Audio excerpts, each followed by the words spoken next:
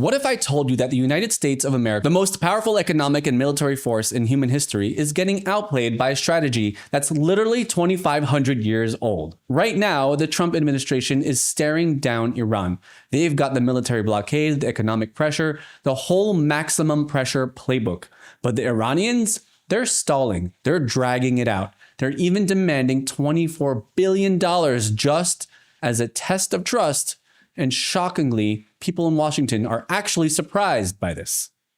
But if you understand one ancient Persian concept, nothing Iran does will ever surprise you again. So stick around, because by the end of this video, you're going to understand the Middle East better than half of the so-called experts at the State Department. Now, before we dive in, a lot of what I'm breaking down today was sparked by a fantastic segment featuring General Jack Keane, analyzed by Rabbi Pesach Wolocki over on his channel. I'll link it in the description below. Go and check it out. All right, let's set the stage. Right now, we're watching a massive standoff. The Trump administration is applying what General Jack Keane recently described on Fox News as 5 weeks of epic fury with 2 more to go. We're talking naval blockades, severe economic peril, and maximalist demands. Trump's goal: take Iran completely off the map as a predator and as a sponsor of terror once and for all.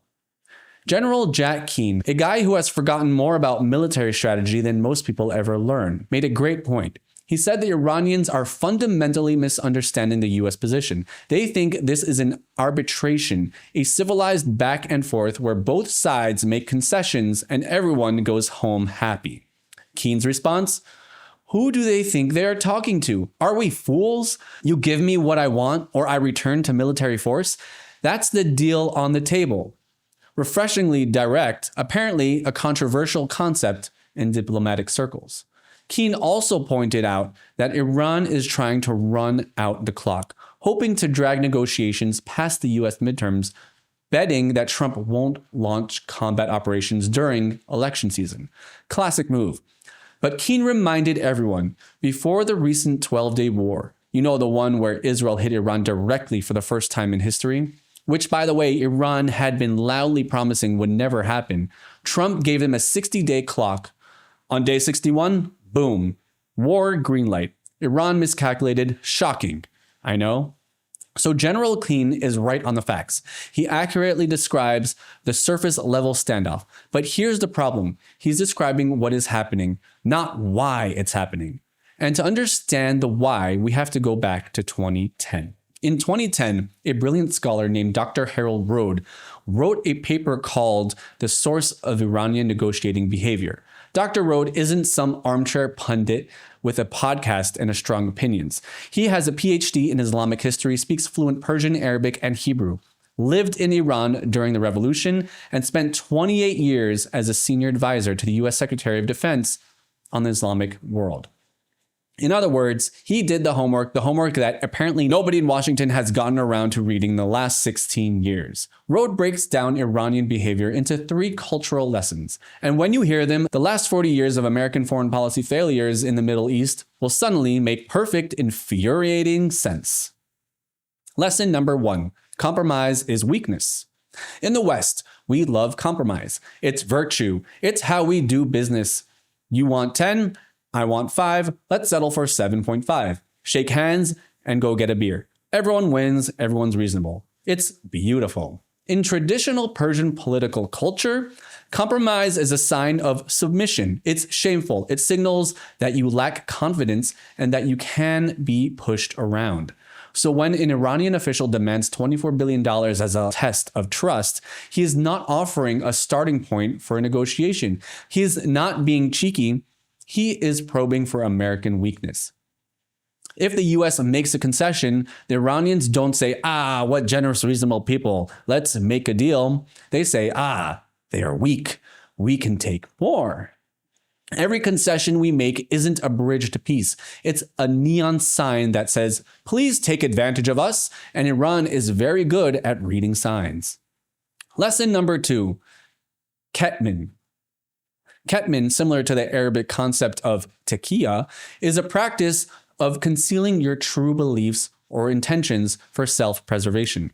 In Iranian culture, masking your true intentions behind a warm smile, polite rhetoric, and calm demeanor is a highly honed ancient survival skill. It's not seen as immoral lying, it's seen as being smart. It's practically a national art form. So what happens? Iranian negotiators show up to Geneva or Vienna, they wear nice suits, they smile, they speak softly, they act reasonable. They compliment the catering, and American diplomats, completely naive to this cultural dynamic, think, wow, these guys are really engaging with us in good faith. They really want a deal. Maybe we misjudged them. No, they don't. They are playing you, and they have been playing you for decades. And they are very, very good at it. As Dr. Rhode warns, do not judge Iranians by their words. Judge them only by their actions. While they are smiling at the negotiating table, they are funding Hezbollah, arming Hamas, and enriching uranium to 60%, which, for context, is not exactly the behavior of a country that you want to be your friend. The smile is the weapon, the warmth is the strategy, and every time a Western diplomat falls for it, somewhere in Tehran, a mullah is having a very good laugh. Which brings us to lesson number 3, and my personal favorite, extreme patience. The Persians didn't just play chess, they mastered it. They invented the version of the game that spread across the world. Chess requires you to calculate moves far in advance, anticipate your opponent's response to your response to their response, and above all else, be patient. Westerners and Americans especially have the attention span of a golden retriever at a squirrel convention. We want a resolution yesterday. We want election cycles, news cycles, quarterly earnings reports, and a desperate, almost pathological need to get a deal done so we can hold a press conference and declare victory. Iran knows this. They exploit it systematically. They will stall for 8 weeks, 8 months, or 8 years if they have to. And they have. Every week they sit in the negotiating table without facing military force is, from their perspective, a victory. Because to them, if you have the power to destroy them, but you choose to talk instead, you aren't being diplomatic. You are proving that you lack the will to fight. And if you lack the will to fight, they already know how this ends. Rhode wrote all of this in 2010, 16 years ago. He described the stalling, the warmth designed to lull you into complacency, the view of compromise as shame, the chess player patience, all of it. And here we are in 2026, watching it play out in real time. Apparently still surprised. The fact that the Trump administration has described being surprised by Iranian behavior is frankly embarrassing. This is not a mystery. This is a pattern. It's documented. It's been published. It's available for free on the internet. There is truly no excuse. So let's bring it all together. Iran is not irrational. Iran is not crazy. Iran is not confused. Iran is running a 2,500-year-old playbook rooted in Persian empires, invasions, conquests, and dynasties. And they are running it on an opponent that keeps acting like they've never seen it before. If the Trump administration wants to actually win this, the formula is not complicated. Maximum pressure means maximum pressure. No concessions before victory. Stop listening to their words, watch their actions, and please, for the love of everything, do not give them $24 billion to build trust. That is not a peace offering. That is a test to see if you will blink.